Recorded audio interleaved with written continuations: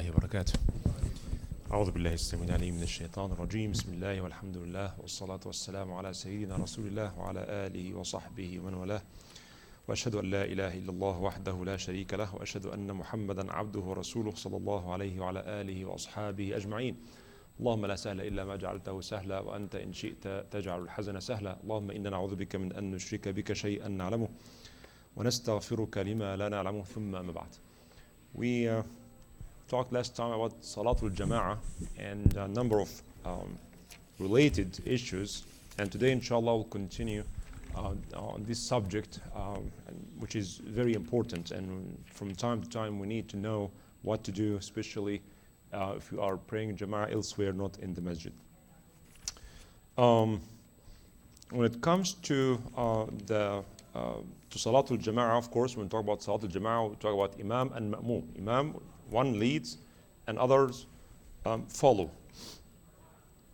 It is mustahab for the Imam not to make a salah so long, to the point where people actually get tired or are unable to catch their work and so on and so forth. And how long the salah should be and how short, there's no one particular measure to this except the urf or the custom or the tradition. I remember very well on Taraweeh in particular, some masajid back home used to be very long, and people like long Taraweeh prayer, so people go there. And some other masajid, or the majority of the masajid, I would say, they pray short salah, yani 8 rak'ahs, any short surahs, and they finish. So it's always appropriate for the Imam to know his community and not to do it very short or very long, just about moderate. And the reason, of course, because you don't want people to hate prayer, right, or to neglect their prayer, or Salatul Jama'ah in particular. If they know the masjid makes it very long, then they would not come to the Jama'ah. Hadith Mu'adh radiallahu anhu, who used to pray with the Prophet Salatul Isha. He comes to pray Isha Jama'ah with the Prophet, and then he goes back to his people. They wait for him. Then he comes to lead them in prayer because he memorized a lot of surahs. But he makes it long. He was young, enthusiastic, and he used to read Surah Al-Baqarah and so on. And one of his people were very tired. I mean, it's Isha for them is like the end of the day, more than the end of the day. People usually sleep at that time. So some of them, while praying, he did something which we'll talk about very soon now. He did something which is called an infrad. Infrad means he get the niyyah of leaving the jama'ah while in prayer. If this happens, if you remember something, you put the food on the cook, and you remember, or your baby perhaps hunger or something, something scary, something really emergency, and you are praying in jama'ah and you remember that someone is coming to your house or something important that you have to leave the salah. Then you continue your salah by yourself. Like if you are the first rak'ah, for example, and the Imam leading the prayer, and you make ruku' and sujood and finish the 4 rak'ahs and then go. Right? So one of the Sahaba did this. And people said, you became munafiq. You are like munafiqeen. He said, no, wallahi, I'm not munafiq. And I will go to Rasulullah sallallahu alaihi wasallam to complain about this. He went to Rasulullah sallallahu alaihi wasallam and told him what Mu'adh used to do, and he was upset with Mu'adh. He repeated 3 times, قال أفتان أنت يا معاذ أفتان أنت يا معاذ أفتان أنت يا معاذ. Fattan means, are you causing fitna? Why are you doing this? If you pray by yourself, you pray as long as you want. But if you lead people, you need to understand some of them are sick, some of them are tired, some of them have hajah, they have to go for their hajah, and so on. Generally speaking, imams and scholars are supposed to make things difficult on themselves and easy for people. Because the Imam has multiple options, or the scholar, they have their own fatwas, opinions. So they're supposed to choose the difficult opinions for themselves. But they cannot make things difficult on people. So if there are 2 opinions, one of them is stronger than the other, then they should take the stronger, perhaps more difficult opinions and make things easy on people, especially if their iman is not very strong. It's very unfortunate that sometimes the opposite happens, and I've seen this myself. Because fiqh sometimes the doll, you can shape it any way you want. So sometimes people make things very difficult on people. No, haram. But for themselves, there's some excuses, some fatwas here and there. I have seen this myself. Of course, I'm not going to mention names, but I've seen this. Generally speaking, those who make everything difficult on people, they are not consistent with their own practice. They will find always excuse for themselves to go and take the lenient opinion.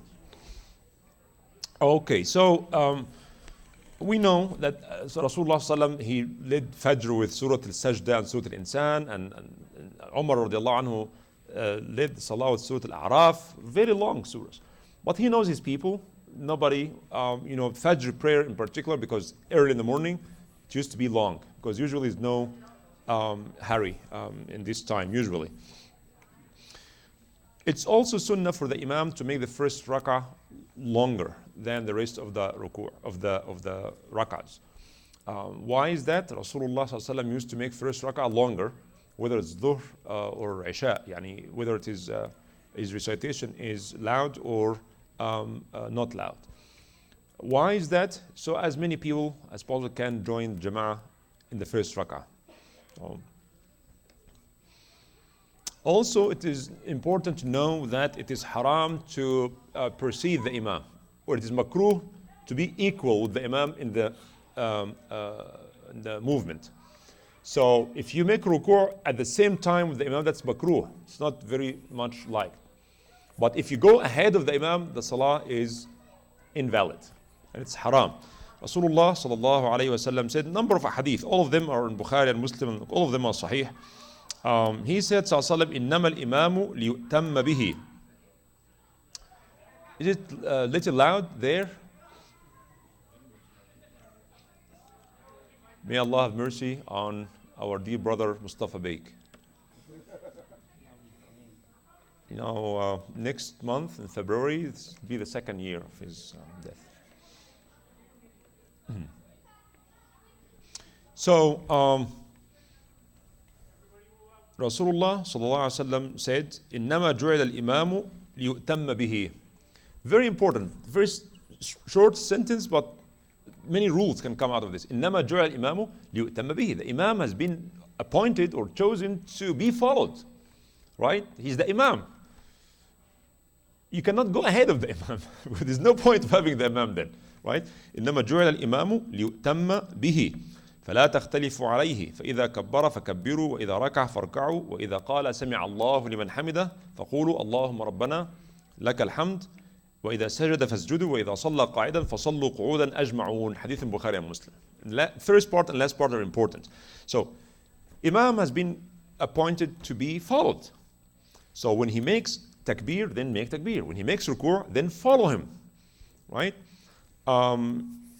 When he says سمع الله لمن حمده, then you say اللهم ربنا لك الحمد وإذا سجد فاسجدوا. When he makes sujood, then make sujood. وإذا صلى قاعدا فصلوا قعودا أجمعون. And when he lead you in prayer while sitting down, then all of you should sit down. This happened actually when Rasulullah was not feeling good, and he was praying at his home, and some of the Sahaba came to visit him and to Salah time, and he prayed while sitting, and they were standing. And he pointed to them, sit down. Your Imam is sitting down, you also sit down. I don't remember if this happened. Do you remember if this happened before? The Imam, the regular Imam was unable to stand because he was not feeling good.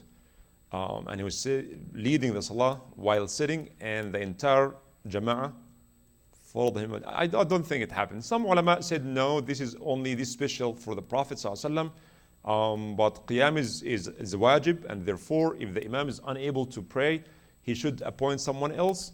But if he cannot stand up, then people should stand up. But hadith again in Bukhari and Muslim, and some ulama, a lot of opinions. Imam ibn Hazm, rahimahullah, and Imam Shafi'i and others said that's clear. When the Imam is unable to stand up for whatever reason, everybody should sit down. According to this hadith, it's very obvious and very clear. In another instant, Rasulullah ﷺ, the last days of his life, he felt a little bitter, so he came out of his house. People were supporting him to go and sit down there. So, and people informed Abu Bakr, who was leading the prayer. He sat down on the left side of Abu Bakr. This is the nearest. If you look at the Rawdah from his grave, ﷺ, to his mihrab, this is the nearest. So he sat down next to Abu Bakr on his left. So Abu Bakr was following the Prophet, and people were following Abu Bakr. Right? So the ulama said now Abu Bakr and the entire group were standing up. The Prophet was sitting down, but everybody was standing up. And others said no, they were following Abu Bakr. People did not see the Prophet. Some, of course, saw him, the first row, but the rest of the masjid did not see him. So they were following Abu Bakr. So they did the right thing, because what if the Imam started the prayer standing up, but he felt a very strong pain in his knee, or he was unable to stand for whatever reason, and he continued, let's say in the second rak'ah, he sat down. Again, two opinions. Some ulama said everybody should sit down, and others said no, they should remain standing. And the other hadith said, يا أيها الناس إني إمامكم فلا تسبقوني بالركوع ولا بالسجود ولا بالقيام ولا بالقعود ولا بالانصراف. O people, I am your Imam, so don't precede me in ruku' or sujood or qiyam or taslim. Right? We cannot do that. I know some people, they when the Imam says they start thinking the ruku'. It's always better to listen to Allahu Akbar, and after Akbar you start ruku'. And when you hear the word Hamida, Sami Allahu liman Hamida, you stand up. Not the first Sami, it's always good to follow the Imam, not to be with the Imam or even very close from the Imam. Because if you're very close, you may go ahead of him sometimes. Right? So when he says Allahu Akbar and finish the word Akbar, then you start your movement. The Jama'ah is, the name of Jama'ah can be done by two people only, the Imam and the follower. It happens sometime when we travel or when we come late or we're at home. If you are two people, that is called Jama'ah. We mentioned last time the hadith of the Prophet ﷺ, who saw someone coming after the Jama'ah was done, and he said, Man يتصدق على هذا فيصلي معه. Who would give sadaqah to this man by joining him in prayer? Abu Bakr as-Siddiq volunteered to pray with this man. So Abu Bakr already prayed, but the prayer of Abu Bakr was nafl. All right? The prayer of this man who was leading Abu Bakr was fard. So someone was praying fard, and the other, Abu Bakr in this case, was praying nafl. And this actually constitutes Jama'ah. So the man will get the reward of Jama'ah only because someone joined him.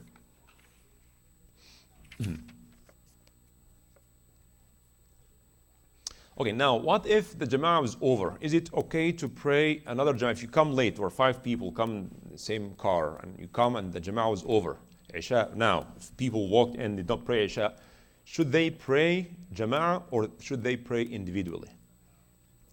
Huh? Two opinions. Imam al-Shafi'i, Imam Malik said, no, khalas, you miss the Jama'ah, you pray by yourself. Right? Other said, no, it's okay to make Salat al-Jama'ah. So, again, two opinions. And the Imam, of course, all scholars agreed you cannot have multiple Jama'ah at the same time. That's absolutely unacceptable.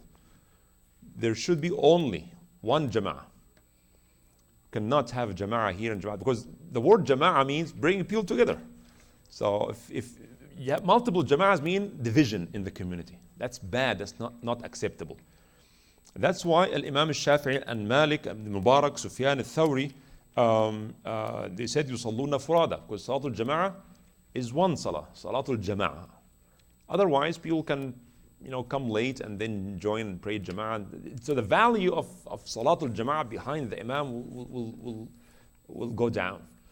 Okay. Huh?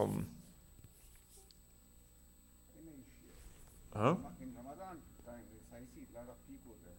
They come late and having Jamaat and disturbing people who are doing Tarawih. Right. Those who come late in Ramadan and start a Jama'ah, yes, in this case we'll have two Jama'ahs, because once we start Taraweeh, we'll have one Jama'ah praying Taraweeh, the majority of the masjid will be praying Taraweeh, and small group, and the Imam here will be reciting, and they will be reciting. That's not good. And I like Imam Shafi'i's opinion in this, particularly when we have some groups who intentionally come late because they don't want to pray with the Jama'ah, because the madhab of their Imam is different, or they believe the Qibla is wrong. It happened here in Michigan in many places. No, astaghfirullah, this Qibla is wrong. So they come and they stay in the back, wait for the Jama'ah, for the Imam to make taslim, and then they make iqamah and they pray. That's unacceptable. And I think Imam Shafi'i and Imam Malik's opinion here is better. But it's okay if people come late and pray Jama'ah. It's always good in Taraweeh to join the first two rak'ahs of Taraweeh with the niyyah of Isha. As we mentioned before, the Abu Bakr radiallahu anhu prayed behind someone who was praying fard, and he was praying nafl. All right. Can the Imam be ma'moom? Yes, it happened once. The story I mentioned before, Rasulullah sallallahu alaihi wasallam went to Bani Amr ibn Auf because there was conflict within the tribe, and he went to reconcile between them. And then the mu'adhin came to Abu Bakr, said, now we are waiting. How long will we wait? Rasulullah sallallahu alaihi wasallam may not come until the next prayer comes. So should I call the iqamah? Then Abu Bakr said, yes, call the iqamah.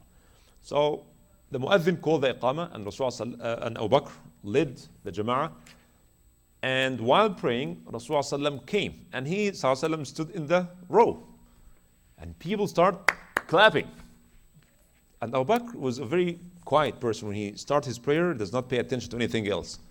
But when they start clapping, he iltafat. Iltafata means he looked, and he found the Prophet ﷺ in the line, praying behind him.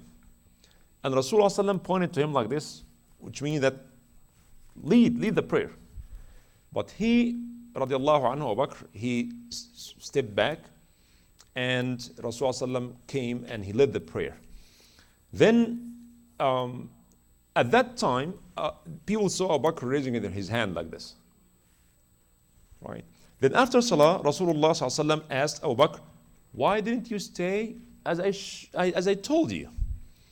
And he said, it's very inappropriate for me to pray ahead of you, to lead you, Ya Rasulullah, in Salah. He knows what Rasulullah ﷺ wants to say.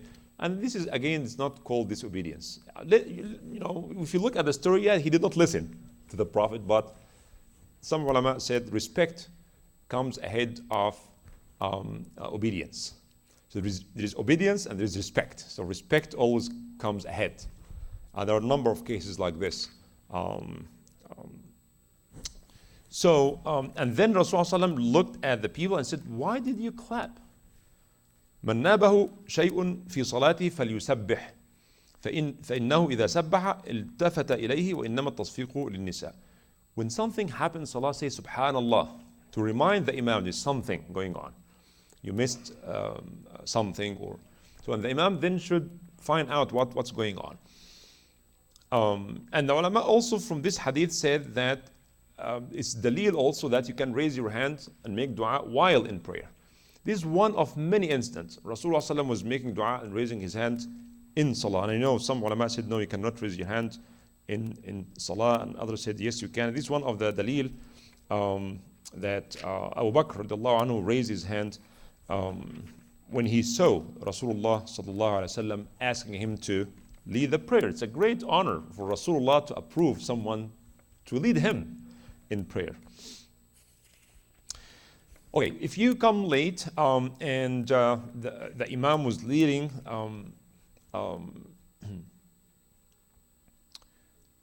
if the Imam was in the state of sujood, the Jama'ah was making sujood, whether in first or second rak'ah, should you wait until they stand up and then you join them, or you just go make takbirat al-ihram and do whatever they do? Some people mistakenly, they wait They stand like this, waiting for the Imam to stand up, and then they say Allahu Akbar and join Jama'ah while the group Jama'ah is standing. And that's not correct. If the Imam is in tashahhud, for example, you don't know whether this is the first tashahhud or the last tashahhud, you go and say Allahu Akbar and sit down like that. If they are in a state of sujood, say Allahu Akbar while standing, and then go and join the Jama'ah in sujood. If you catch the Jama'ah or you join the Jama'ah while they are in state of ruku', then this counts as rak'ah. But if you join the Jama'ah after the qiyam from ruku' or in the state of sujood, you should join them, but this does not count as rak'ah. And this point clear? All right? All right.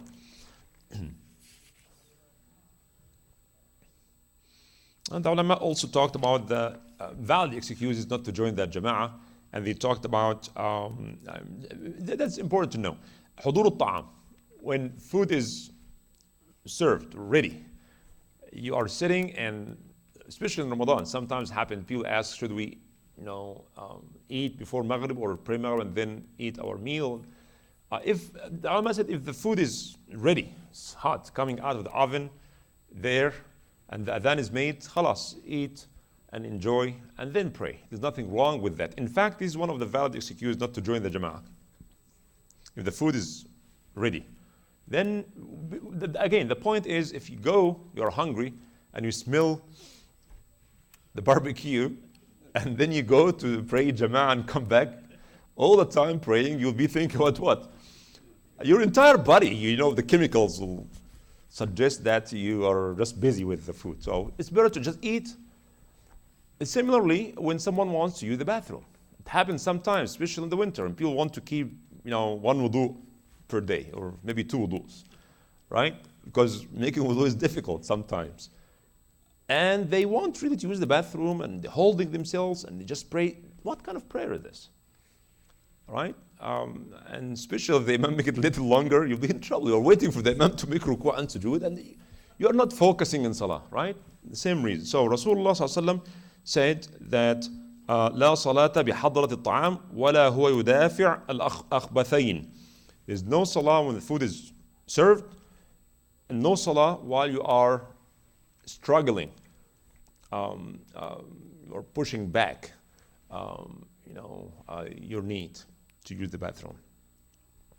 Generally speaking, hadith in al-Bukhari, Rasulullah sallallahu said, من فقه الرجل إقباله على حاجته حتى يقبل على صلاته وقلبه فارغ. It is one of the signs of the fiqh of the man is to get his need fulfilled, and then he prays. Because again, you want to come to prayer when your mind is free. All right? البرد أو المطر. Ibn Umar radiallahu anhu said that Rasulullah sallallahu alaihi wasallam used to call the mu'adhin and tell him, صلوا في رحالكم صلوا في رحالكم صلوا في رحالكم. When he said, أشهد أن لا إله إلا الله أشهد أن محمد Rasulullah, and he said, حي على الصلاة, which means come to the prayer. He said, pray at your home, because it's very cold or very windy or rainy night, and it becomes muddy and difficult. So Ibn Abbas radiallahu anhu did this once. He said to his mu'adhin in a very rainy day, he told him, after Ashhadu anna Muhammad Rasulullah, don't say Hayya ala salah, rather say Sallu fi rihalikum or Sallu fi biyutikum, pray in your homes. And some people, what is this? You are changing the sunnah. He said, no, this is the sunnah of the Prophet sallallahu alaihi wasallam. The Rasulullah did this. And he said, when he told the mu'adhin to say that, Rasulullah sallallahu alaihi wasallam said, وَإِنِّي كَرِهْتُ أَنْ أُخْرِجَكُمْ فَتَمْشُوا فِي الطِّينِ وَالضَّحْطِ. I hated to make it difficult for you, that you come. And at that time, there were no umbrellas and cars, and people get really wet, and they walk in this mud. So Rasulullah sallallahu alaihi wasallam told them, just pray home. I don't like to bother you or to put you in difficulty. And the ulama said, also very cold nights, if you are afraid, you are in this war going on, fighting between tribes, and you are not safe. So these are good excuses not to join the Jama'ah and pray home. Who has the right to lead? It's a good question people always ask. Who has the right to lead? If you are in a masjid that has a well-known imam, no one on earth has the right to lead in his presence unless he allows someone else. That's very important to know.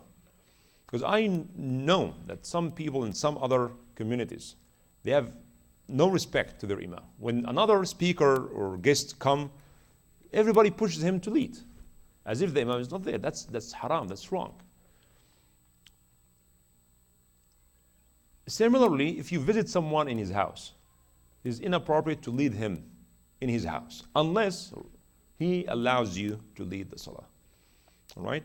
So if you visit someone at home, Rasulullah ﷺ said that you cannot lead someone in his house or in his property. You cannot sit in the place designated for him. Usually people like, in the living rooms, they have a spot for the elders or the owner of the house, and then there are couches and so on. So you cannot go and take his place unless he allows you. Okay, so what if there is no regular imam? We are traveling, we have social gathering in someone's house. Who should lead the prayer? The house owner should lead the prayer, right? Unless he allows someone else. But generally speaking, if there's no regular imam, Rasulullah sallallahu alayhi wa sallam said, إِذَا كَانُوا ثَلَاثَةً, if there are three, فَلْيَؤُمَّهُمْ أَحَدُهُمْ وَأَحَقُّهُمْ بِالْإِمَامَةِ أَقْرَأُهُمْ. The most qualified one to lead them, أَقْرَأُهُمْ. أَقْرَأُهُمْ means أَقْرَأُهُمْ. What does it mean? A lot of meanings can come out. أَقْرَأُهُمْ, the one who knows how to recite, or the one who memorizes. We'll see.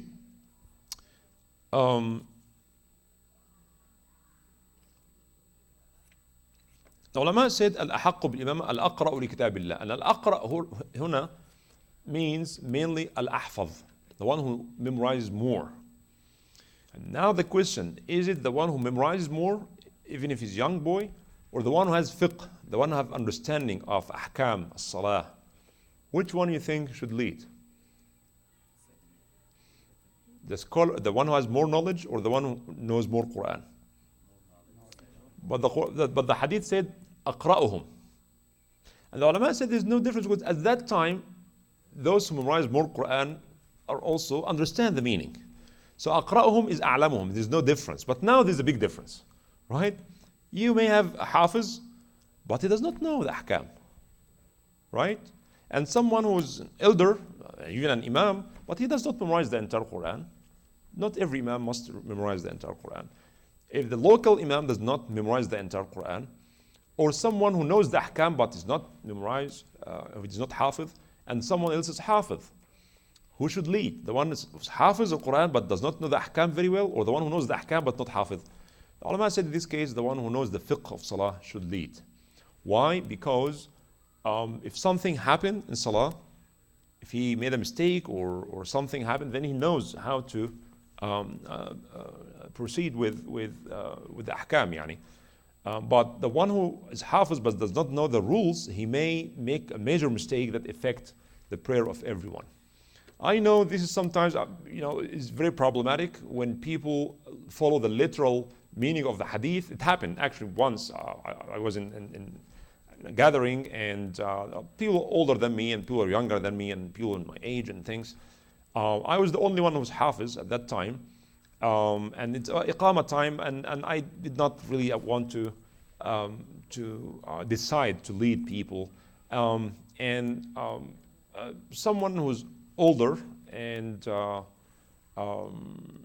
also has some knowledge, so he led. And then someone, young youth, come to me and said, "Why didn't you lead? Isn't the sunnah? You are the only hafiz. Why didn't you lead the salah?" I said, well, it is sunnah, the hafiz should lead, but it's also sunnah to be respectful to our elders. And I knew that if I just walked in, that would have left perhaps some thing in people's hearts, right? So one must be careful. what to do. And I like actually a statement made by one of Ahlul Bayt. Actually, he was very well known, and when he goes and pray in a masjid, iqamah is made, and he does not voluntarily go walk and lead people in prayer. So people ask him, why don't you? He said that if I withdraw until people ask me to lead, is better than going to lead and people ask me to go back. Because it may happen sometimes, right? So one must be careful. But here is the order. What if two hafiz, or both of them are hafiz? So which one should lead? They said the one who knows the sunnah more. What if they both went to the same school, graduated from the same school, they have the same amount of knowledge? They said, فَالْأَقْدَمُ hijrah, the one who made hijrah first. Of course, this does not apply now. What if they made hijrah together? Then the older would lead the salah. Right? So the age comes in the end. Right? Knowledge of Quran and the Sunnah is very important. Isn't it interesting that we Muslims, we don't have music in our prayer? People always ask me this question: what kind of music? Do you have any music in your mosque? I said, no, we don't have music. Because our ibadah, this is really, the more we think about it, our life is built around the text, the Quran. This is how important Quran is. That's why our kids memorize it. That's why we enjoy listening to the Quran. Everything must come from the Quran. We have this source that we read. This is the only music we play, our voice, when we read Quran, right? So people must be careful. If you know that people will be very upset if you lead them in prayer, just you don't have to. I mean, your salah will be. I remember when I was in England. There's a center of Islamic studies, so it's downtown. So usually this is like central place. So wherever I am, and then I go and pray, and then go back. So usually Muslim students and some also people who are not students, they go there and pray. So usually nobody asks me to lead prayer, of course, and I don't have to say, guys, I'm Hafiz, I'm an Imam, and by the way. Nobody knows me, I know nobody. I just go there. Usually, the one who looks Islamic more, the longer beard, or the one who has like a hat, usually everybody pushes him to lead the prayer. And even sometimes I pray with just one person, and he voluntarily goes and lead me in prayer, and his recitation is horrible. I did not even ask if he. So we have to be careful not to make a big fuss about this. Simply because what if we have a group and the one who voluntarily went to lead the prayers does not know the Quran, does not know the Sunnah, but he made it. So salah is sahih, inshallah, and there's nothing wrong with that.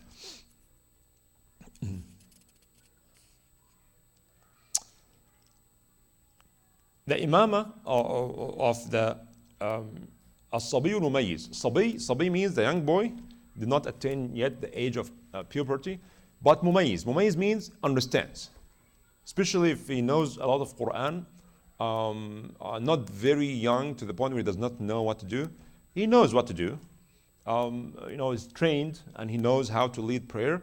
It's if we all pray behind a young boy, but this should not be the habit. I mean, if it happens, it's okay. I was in Toronto and. The masjid was full, and I noticed that the voice of the imam was very young. Then I asked about it. They told me they have this health school, and they don't have a regular imam, so they asked these kids to lead. And then I asked, is it like in every salah? Or he said, yeah, in every salah. I disagree with this.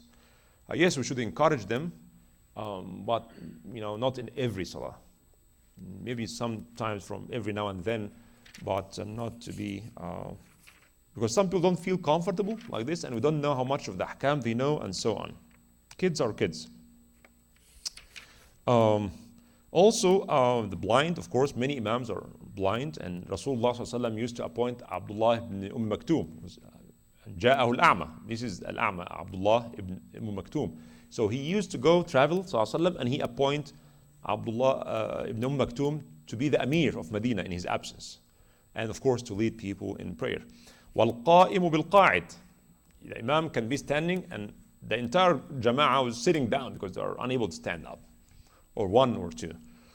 وَالْقَاعِدُ بِالْقَائِمِ. The Imam can be sitting, and the others, as we said, the ma'mum followers are standing. وَالْمُفْتَرِضُ بِالْمُتَنَفِّلِ وَالْمُتَنَفِّلِ بِالْمُفْتَرِض. Very important. If you pray fard and someone prays behind you and nafl, we mentioned the story of Abu Bakr when he joined this man to give him sawab al-jama'ah. And the opposite way, وَالْمُتَنَفِّلُ بِالْمُفْتَرِض. You can lead like when you pray Taraweeh and people come and join with the intention of praying Isha. I know, again, in Hanafi madhab very strict on this, but there are plenty of hadith that shows that a person may lead in nafl and behind him people praying fard. There's nothing wrong with that. We mentioned hadith Mu'adh in Sahih Muslim. Mu'adh used to pray with the Prophet and then he goes and lead his people. Sometimes people make a big fuss about it. I remember our Shaykh Abdul Warith, rahmatullah alayhi, he went to, I think it was Bramstown Masjid, and he used to give khutbah, and then because shortage of khatib, then he goes voluntarily for the sake of Allah subhanahu wa ta'ala, and he travels all the way there to lead them. So for him, he prayed already Jum'ah, but no, you cannot lead us in prayer. You give the khutbah only. You cannot lead in prayer. Why are you inviting the man to give you a khutbah to lead you? And no, well, because you cannot lead us because you're already praying nafl. That's disrespectful and actually goes against the sunnah. Because you can lead people praying fard if you are praying nafl and vice versa. وَالْمُتَوَضِّئُ بِالْمُتَيَمِّمِ وَالْمُتَيَمِّمِ بِالْمُتَوَضِّئِ. Let's say there's no water. And some people have their wudu still from water and someone made tayammum. Can the one who made tayammum lead those who made wudu? Yes, because for him this is wudu. Right? So there's no preference here. And vice versa. وَالْمُسَافِرُ بِالْمُقِيمِ وَالْمُقِيمِ بِالْمُسَافِرِ. Islam was made very easy. If you are traveling and you find the jama'ah, then you join jama'ah. But you should pray too. No, you pray four with the jama'ah. You pray four. If you join the jama'ah, you follow the imam. As Rasulullah said, imam has been appointed to be followed. You cannot just sit down after 2 rak'ahs and the imam stand for the third rak'ah and say, Assalamu alaikum wa rahmatullah. And someone was very smart. Said, can we, if the jama'ah is going on, can we wait until the imam prays the first 2 rak'ah and then we join the second? What are you talking about? Just join the jama'ah, man. You get the reward. You don't have to use your intelligence in these things. No, join the jama'ah. Jama'ah pray for, you pray for. And the vice versa. If you are traveling and you're leading jama'ah from the local community, then you pray too. And after, so this is what the Prophet ﷺ did when he went to Mecca, after Fath Mecca. He prayed 2 rak'ahs and then said taslim, and then he said, O people of Mecca, complete your prayer because we are travelers. It's sunnah for the imam, after he says, Assalamu alaikum wa rahmatullah, in the second rak'ah, said, Atimmu salatakum, atimmu salatakum. He reminds, because sometimes people will forget. I mean, the local people, when the imam says Assalamu alaikum, they're used to say Assalamu alaikum after the imam. So it is sunnah for the imam to remind them, Atimmu salatakum, complete your prayer. So, a young boy can lead the prayer. Salah is valid. Blind can lead, and the one who's standing can lead those who are sitting, and the one who's sitting can lead those who are standing. The one who's praying fard can lead those who are praying nafl, and vice versa. And the one who has tayammum can lead those who have wudu, and the one who is traveling can lead those who are local, and vice versa. وَالْمَفْضُولُ بِالْفَاضِلِ. What if someone is known as fasiq? Fasiq, he drinks. He's known in the community of this. Yeah, his salah is ja'iza. And many of the Sahaba, subhanallah, Abdullah ibn Umar and others, they prayed behind Al-Hajjaj ibn Yusuf, the butcher, the one who killed many of the Sahaba. He was working for Bani Umayyah. He the one who led this army to destroy Al-Kaaba and killed Abdullah ibn Zubayr and caused all this massive killing inside the Masjid al-Haram. And Sahaba, he was the Amir. So people prayed behind him. So generally speaking, the ulama said, whose salah is sahih, then his imamah is sahih. If his salah, his own salah, he's required to pray, and his salah is sahih. If a fasiq prayed, his salah is sahih, right? If he made wudu and faced the qibla and prayed, fulfilled the rules, then his salah is okay. If his salah is okay, then his imamah is also okay. Jumhur ulama said that تصح إمامة المعذور لصحيح. The only thing that will differ here is the ma'ذور. Ma'ذور is usually the one who has no control over his urine or gas. Cannot control these two things, right? So he cannot or should not lead those who don't have the excuse. Why? Because he has an excuse. He can continue. We'll talk about this. If someone has this salas al-bawl, it's known. People, it's a disease, unable to control their bladder for whatever reason. So in this case, Rasulullah ﷺ told them just to make wudu before salah and then go and pray. Whatever happens in salah doesn't matter. The urine came out, he should finish his prayer and his prayer is valid. Similarly, people also cannot control gas in their stomach. What can he do? This happens all the time. Happens all the time. So imagine if Rasulullah said, no, you have to make wudu and repeat this salah. He'll pray perhaps 20 times a day instead of 5 times a day. But in this case, he should make one wudu for each prayer. You cannot pray 2 prayers with one wudu, right? So make 5 wudus a day, at least 5 wudu, right? And while praying, if he passed gas or the urine came out, this does not invalidate his wudu or his salah. He should finish his salah and his salah is valid. This is the one who cannot lead people who don't have this disease. Because this excuse is only for him, not for everybody else.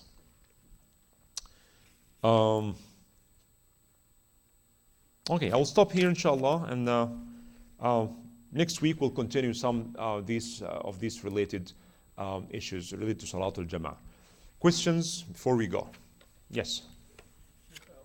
When we joined, the prayer already started, the Imam prayed 1 or 2 rakats, and when Imam do the salah, taslim, sometimes by mistake we make the taslim too, instead of standing up. Oh, you make a mistake and make taslim. Right? Okay. And then I stand up, I finish the salah. Do I have to do sujood? Yes, you make sujood sahw, because you should not make sujood. Right? Yes. It's something out of what you are supposed to do. So you added something. Salatul Jama'ah has 27 more times you want individual prayer. Is it only for masjid, or we can when we pray like in the gathering or something else? Well, that's a good question. If you are at your home and you have guests, you cannot come to the masjid. Then you pray Jama'ah, inshallah, I hope you will get this reward also. Because the hadith says Salatul Jama'ah, it does not say Jama'ah in masjid. There's no particular, but usually Jama'ah is referred to the Jama'ah in the masjid. But if you are in your workplace, you cannot come to the masjid.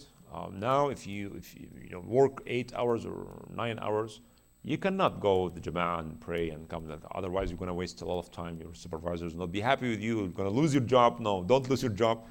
Pray in your workplace and pray Jama'ah, and this, inshallah, you'll get this reward. Bi'idhnillah.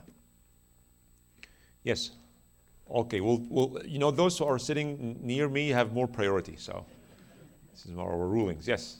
I see, find the Jama'ah in the second rak'ah or third rak'ah. When I join them, do I have to do 2 takbirah or ihram?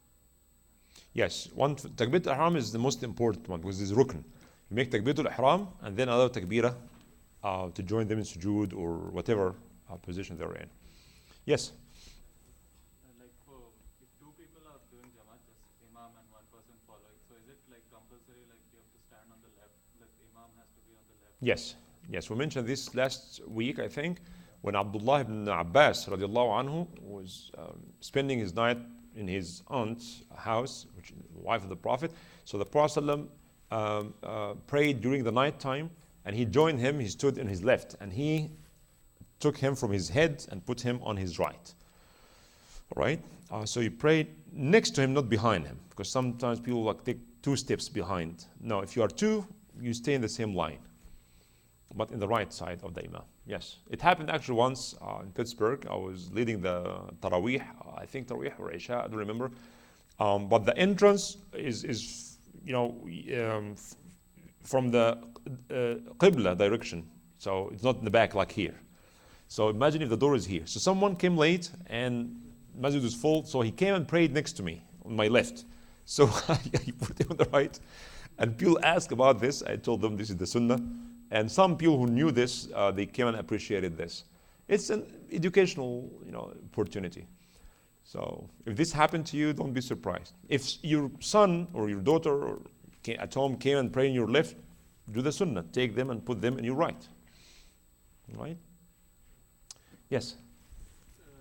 What if the imam starts the salat and he lost wudu? Okay. Well, if the imam has to leave for any reason, whether he's lost wudu or, as I said, he remembers something very important, or the ringtone shows that his wife calling or something like this, he has to leave, because imam does not have to leave because he lost his wudu. Maybe he did not have wudu to start with. Maybe he think he had wudu, but he feel, oh my God, I did not make wudu. I used the bathroom, I did not make wudu. Or he remembered. It happens once, a friend of mine was single and came and visit me. And we spent good time, prayed Isha, and then chatted and talked about so many things. And all of a sudden he jumped to the ceiling. And he just was running. It was winter time, and he said, oh my God, I forgot. What's going on? Just come with me. And I went with him. He was single, a PhD student in Carnegie Mellon University. And he was cooking a turkey, right? And he put the turkey on the stove, and he forgot it. We spent like 2 or 3 hours easy. You can imagine, the turkey stayed like 4 hours on the fire. Not only that, of course, all water dried, and the turkey turned into ashes and spread everywhere. And the room, it's very small apartment, studio they call it. Everything became so stink. It included his clothes, his books, everything. It was horrible. And he had to wash everything. And the smell did not go for a month. So if you remember something like this, that can actually be very hazardous. Because if you do something and you have children around and children don't know what to do, it can burn. So the imam may leave the salah for whatever reason. Could be so many valid reasons. Then he should do what we call istikhlaf. Istikhlaf becomes the word khilafa. So he should choose someone. Imam Ali ibn Abi Talib radiallahu anhu did this when blood came out of his nose. It happens sometimes if your nose bleeds because hot weather, because illness, whatever. So he pulled someone and he asked him to lead the prayer, and he left. Right? When Omar was stabbed, also Abdurrahman ibn Auf led people in prayer. He made very 2 short rak'ahs. Amir al-Mu'mineen is stabbed, and of course some people rushed to take care of him. They left their prayer, and he continued. He made 2 short rak'ahs in this time. So this is istikhlaf is important. If you are standing behind the imam and the imam pulled you, then you know what to do. Or the imam did not do anything. Sometimes people don't know. The imam left. So that's why Rasulullah said those who pray behind the imam should be the most knowledgeable, the next qualified people to lead. So if he has to go, then they know what to do. Right? Yes. You mentioned that when the food is around, when the food is ready, or somebody has to go use the bathroom, they should prefer that instead of the salah. But what if there is a situation, let's say at workplace, you're in a meeting, you came out of a meeting, there's barely any time left for Salatul Asr, and you are also have to use the bathroom, but you still have wudu, and you think you can make the salah. What is Well, you are asking about, he's asking about if you have a situation, you have a meeting in your workplace, and you have wudu, but you need to use the bathroom, but you feel you can't finish the prayer with this wudu. It depends on the time. If you have much time left, then you go and use the bathroom, make a new wudu, and come and pray on time. But if the time is running out, you have only 5 minutes left for Asr to be made, and you don't pray Dhuhr yet, then pray. So to pray on time. But unless it's emergency, you cannot hold it. I mean, you are suffering. No, don't go, and Allah is Ghafoor Rahim. Allah knows. But it depends on you. You are the only one who is from 1 to 10, right? Teach our kids 1 to 10. If you are in 5, what 6 and 7 and of course 9? No, go and make wudu. I'm sure most of us go through this. What kind of prayer? You ask yourself honestly, what kind of prayer? Allahu Akbar, Sami Allahu liman hamida. You just want to finish it. This is salah. You're standing before Allah subhanahu wa ta'ala. We have to be very respectful. So it depends on the situation. You have to make your judgment. Yes? The person who is leading beard, how important is the beard in certain areas in the world? They say if you don't have a beard, Not only the beard. He's asking about how important is the beard for the one who leads the prayer. Even this hat. I remember once I was praying and someone just put it on my head. Oh, alhamdulillah. One of the masajid in Oxford, Islamic Center of Oxford. When you enter there, there are shelves to put your shoes. There's also a big box full of filthy hats. I have to say that, I'm sorry. All of them are filthy. But people go and put it because they believe it is. And someone told me, I was leading the prayer without one, and which I do sometimes intentionally, and someone told me, it's the Tablighi group, said, Imam, why you are not covering your head? I said, well, do I have to? I mean, yeah, salah is not acceptable if you don't cover it. I said, well, is there any hadith or ayah says that? Yeah, there are plenty of hadith. I said, can you please show me one? Yeah, inshallah, I will show you one, but there are plenty of them. And there's nothing, it's all customary things, it's custom. If your salah is valid without a hat, then you can lead salah without a hat. If your salah is valid without a beard, then you can lead without a beard. Everything is valid for your own prayer, is valid also for being an imam. I know people make huge fuss about these things. How short or long your pant and how long your beard. The shortage of the pant and the length of the beard. As if Islam is measured by centimeters and inches. I know also, I remember this was a big fitna, ignorant people.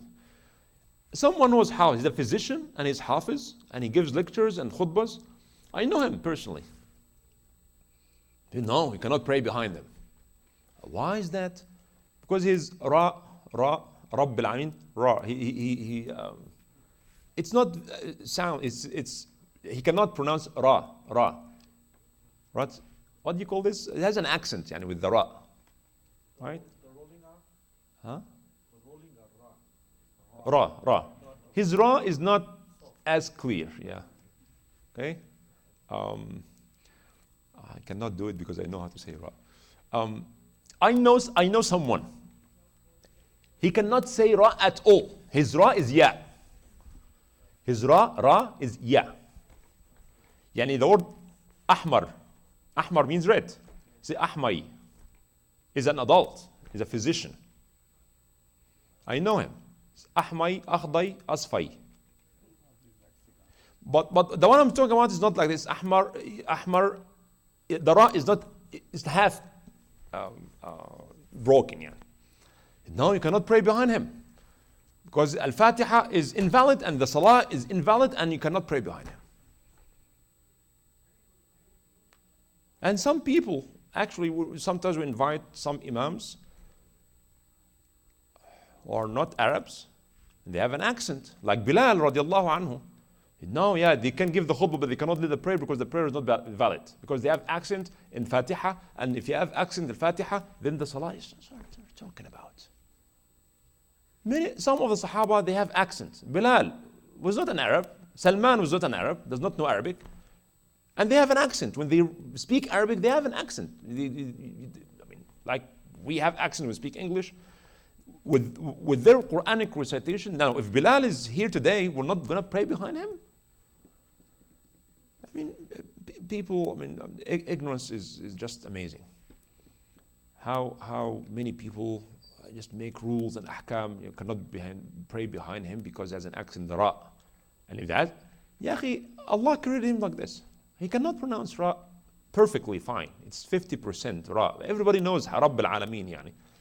No, Al-Fatiha is not valid, and therefore the entire prayer cannot lead the people in prayer. So, all these beards, hat, people say, yeah, you have long pants, you cannot be the imam because your salah is invalid. And they quote some quotations of ulama and so on. If your salah is not valid, if you cannot be imam because your pants is tall, then you cannot pray at all because your pants is little tall. As if Allah looks at our ankle and how long your pant is. See how we reduce Islam to these little, insignificant things. Should we give the preference if we are equal to the man with the beard because he has one more sunnah? I know the worst of people with long beards. I know people are thieves. Akhi,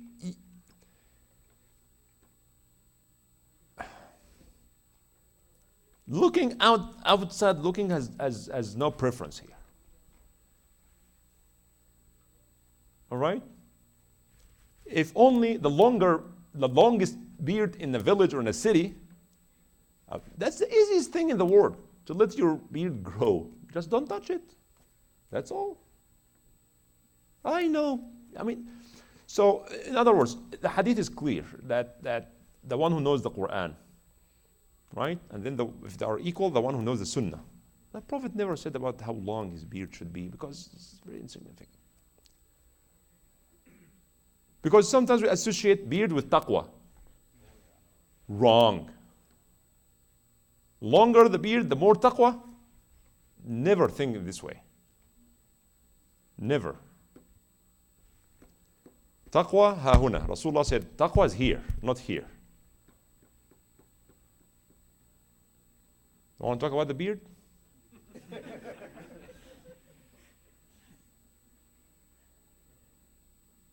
Rasulullah did not tell us how long your beard should be. Yeah, he let it grow, but he said, just don't shave it.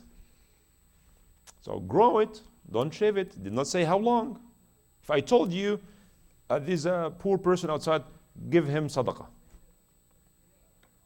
If you give him $1, you followed my opinion, my advice, right? If you give him $1 million, then I will ask him, did you give him something? Yeah, I give him something. Khalas. I did not tell him how much to give him. So give him sadaqah.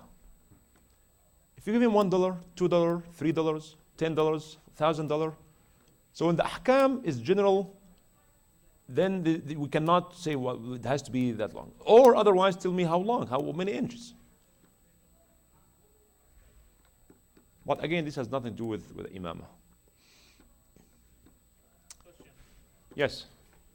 So earlier you mentioned that in choosing who should lead the prayer, one of the things is in the steps is how good he recite the Quran. Okay, yes. What does that accent issue? Well, Rasulullah said, أقرأهم. أقرأهم. The ulama said, أقرأهم. أقرأ is like أكبر and أطول and أعظم. The one who knows more. The one who recites Quran better. And some ulama, they said this refers to the one who memorizes more, because another narration, I think it said أحفظهم. أحفظهم من كتاب الله. All right? So it's not, the accent, if it's natural, it's natural. I mean, ulama tajweed said the mistakes you make while reciting are either minor or major. لحن خفي and لحن جلي. But if someone is naturally became Muslim, he converted to Islam, and he's doing his best, Rasulullah ﷺ said, the one who recites Al-Quran with difficulty will get 2 rewards. All right?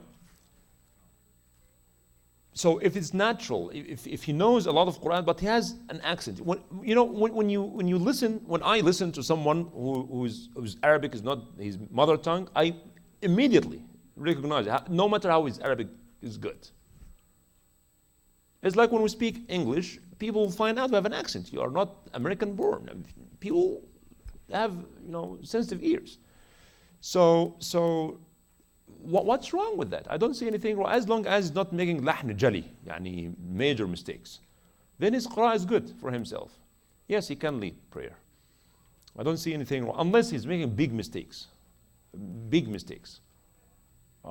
If it comes to takhfif and tarqiq and long vowels, but if the accent is so deep to the point where the meaning changes, then I would say he should wait until he perfect or make his qira'ah better, and then he can lead. But it's acceptable. Whose qira'ah is perfect? No one's qira'ah is perfect.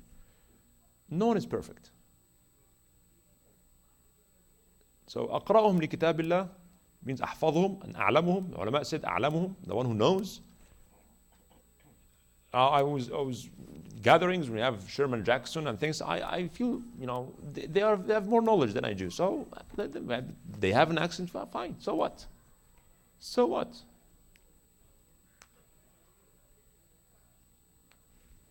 It's not a big deal. Salah inshallah will be sahiha if the person knows the basics of salah, right? Subhanak Allahumma bihamdika nashhadu. Another question? Yeah. Yes, go ahead. Last question. You have a question? What's your question?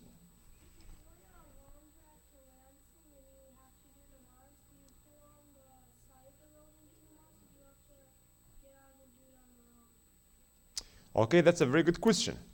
If you are traveling, for example, to Lansing, and you have to pull over and pray in the road, or you have to wait until you arrive there, well, it depends. If you are running out of time, then you have to pray somewhere. But if you know that you can pray when there is still time, or you can combine the 2 prayers, if you are traveling between Dhuhr and Asr, then you can pray Dhuhr and Asr when you arrive, inshallah. But if it happens to me, for example, when I was traveling and I traveled 1 hour before Fajr or 2 hours before Fajr, and then it's Fajr time, you are on the highway, right? And the Fajr time, especially in the summer, the time is very short. So if you continue driving for an hour and a half, then the Shams will rise and khalas, the time will be out. So at that time you have to find a way. So usually I go to one of these rest areas and I have my sajjada, and pray, and then drive and go. But if you are driving in the daytime, you can combine 2 prayers and then pray when you arrive. So you have to make arrangement based on the circumstances you are in. All right, did this answer your question? All right. Yes? So, when someone joined the prayer, let's say missed the first rakah, so when he will compensate for the first rakah in the end, does he have to recite the Sana, Surah Fatiha, and the Surah as well? Well, different opinions. That's a good question. If you are praying, let's say, Dhuhr, and you came the 3rd rak'ah, so the Imam recited Al-Fatiha and Surah, and then in the 3rd and 4th rak'ah, the Imam will only read Al-Fatiha. Yes, the ulama said, one opinion said that in the 1st and 2nd rak'ah, your 1st and 2nd rak'ah, which is the 3rd and 4th of the Jama'ah, if you can recite Al-Fatiha and a short surah, that will be fine. But if you don't have time to recite except Al-Fatiha, then follow the Jama'ah, follow the Imam, and then you can pray the 3rd and 4th, your 3rd and 4th rak'ah with Al-Fatiha and Surah. So if you can, read Al-Fatiha and قُلْ هُوَ اللَّهُ أَحَدُ اللَّهُ الصَّمَدُ لَمْ يَلِدْ. Before the Imam makes ruku', that will be sufficient. Because you did in the first and second rak'ah, your first and second rak'ah, which is the third and fourth of the Imam, you did Al-Fatiha and short surah. But if there is no time for you, you did Al-Fatiha, barely Al-Fatiha, and then the Imam makes ruku', then you can do the surah after Al-Fatiha in the third and fourth rak'ah. Right? Yes. If you miss the prayer and the next prayer time is you start in the next prayer, what is the best right? I don't understand. If you You missed one prayer. missed one prayer, Yeah. Now the next prayer, what is the right way to pray? You pray the missed prayer first, or you make? well, if you missed one salah and you are home because you were asleep or you forgot or something, then you pray the dhuhr first. For example, if you missed dhuhr, you pray dhuhr first and then asr. So the tartib is important. It becomes more confusing when you miss the prayer and then you come to the masjid while Jama'ah is praying the next prayer. Let's say you missed Maghrib. You were driving and Maghrib time was over. You came to the masjid and the Jama'ah of Isha was going on. What should you do? Should you pray Maghrib on your own and then join the Jama'ah, or you pray Isha and then pray Maghrib, which actually against the order? Okay, so the two opinions. The strongest opinion is that you join the Jama'ah for Isha and then you make up for Maghrib. And this is the exception. Don't do this every day, right? Another opinion, which I don't know, their evidence is so weak. They said, yeah, you pray Isha with the Jama'ah and then pray Maghrib and then pray another Isha to keep the order.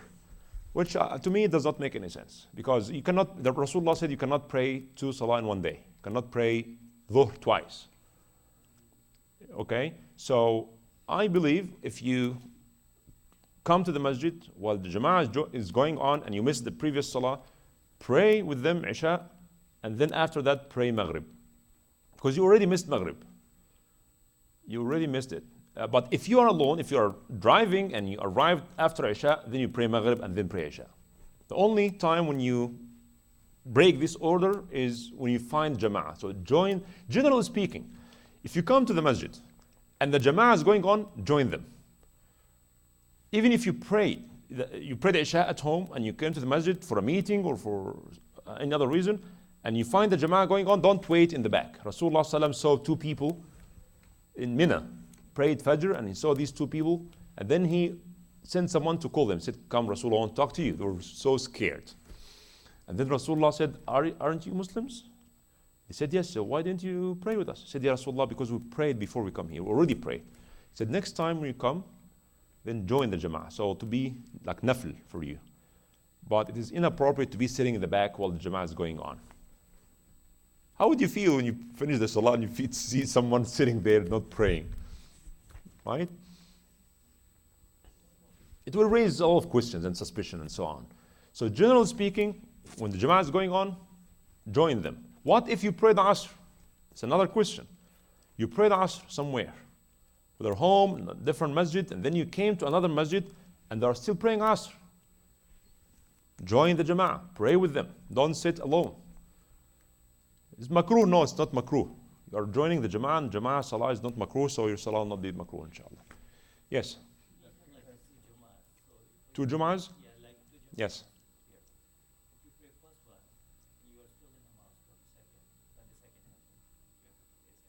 You can pray the second one, but if you are in the masjid, you have to join the Jama'ah. Again, if people pray and you are sitting on the side, so for you it will be nafil, but you should join. Actually, it is sunnah also not to leave the masjid after the adhan. If the adhan is made while you are in the masjid, you don't leave unless you really have an excuse, right? So, huh? Yeah, I understand. So if he's in the masjid and the Jummah is going on, then you should do what people do, right? Right? Halas? Now that kid has questions. That kid has a question. Okay, what's your question? If you are traveling, what should you do? Should you pray in Okay, if you are traveling, should you pray inside the car or pray outside? That's a very good question. I will tell you a story. It's a real story, real situation, because fiqh is not supposed to be hypothetical. You are forbidden to ask what if something didn't happen. But these stories did happen. A taxi driver in Pittsburgh, in this kind of winter, dangerously cold, and he told me that he stand in long line in the airport. So people come in the first taxi and then the second one, it goes by the turn. So he said, now, what should I do? I cannot get out of the line and I cannot go somewhere and pray. And outside it's extremely cold, very cold.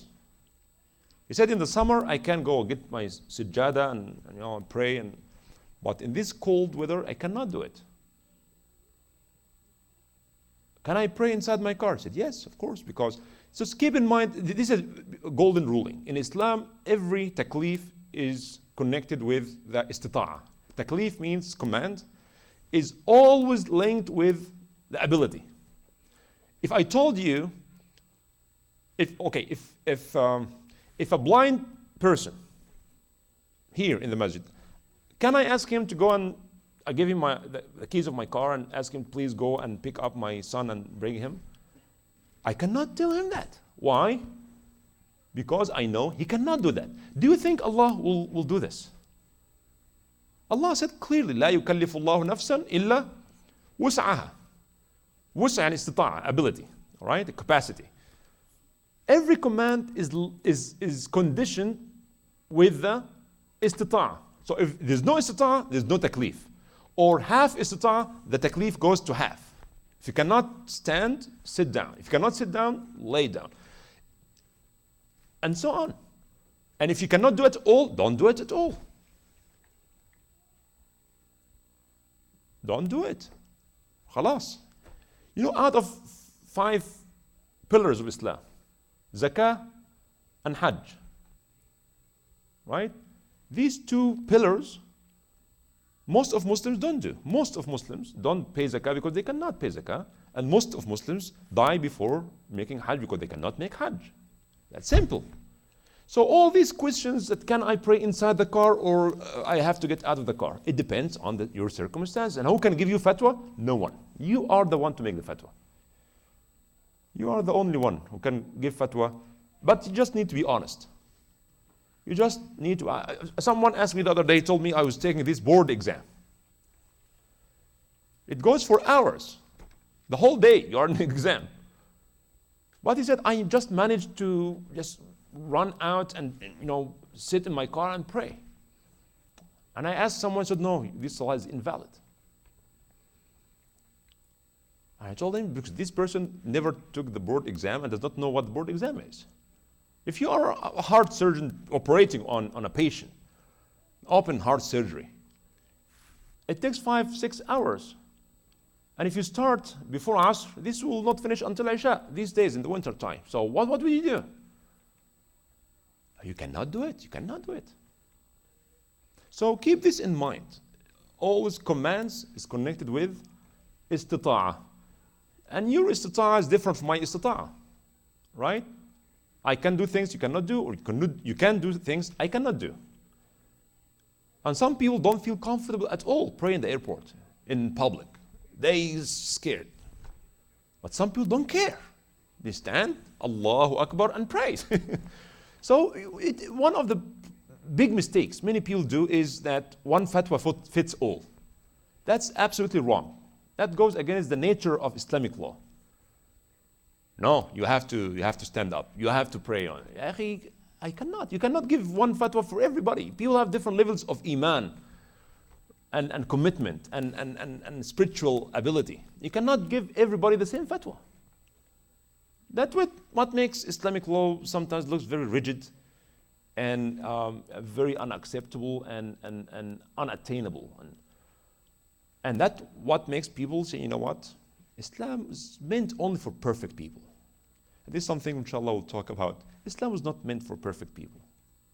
Islam aims to make people as perfect as possible, but not only perfect people can become good Muslims. But sometimes when we talk about ideal, Muslims, we like to talk about ideals. We always like to live in this ideal world. But if we just ignore our reality, then Islam does not make a lot of sense. I will be honest with you. There are tons of fatwas that does not make any sense. Has nothing to do with the spirit of Islam. Because again, people who issue this fatwa, they always believe one fatwa fits all. This is a ruling of Allah that fits all times and places, unchangeable.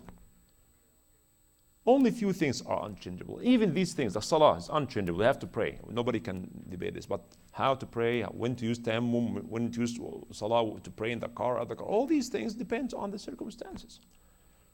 And if the mufti does not understand these circumstances, most of his fatwas will be erroneous. That's why the ulama used to say that no one should give fatwa to strangers. If someone in Basra and someone came to him from Al-Kufa or from Dimashq and asked him, where are you coming from? From Dash. I'm sorry, I don't know about your custom. So go and ask someone who knows about your custom. Simple. I don't know. Well, this one fatwa fits all is very problematic. So where is the kid who was asking the question? Oh, sitting in the back. Did I answer your question? Okay, thank you. سبحانك اللهم وبحمدك نشهد أن لا إله إلا أنت نستغفرك ونتوب إليك بسم الله الرحمن الرحيم والعصر إن الإنسان لفي خسر إلا الذين آمنوا وعملوا الصالحات وتواصوا بالحق وتواصوا بالصبر سبحان ربك رب العزة عما يصفون وسلام على المرسلين والحمد لله رب العالمين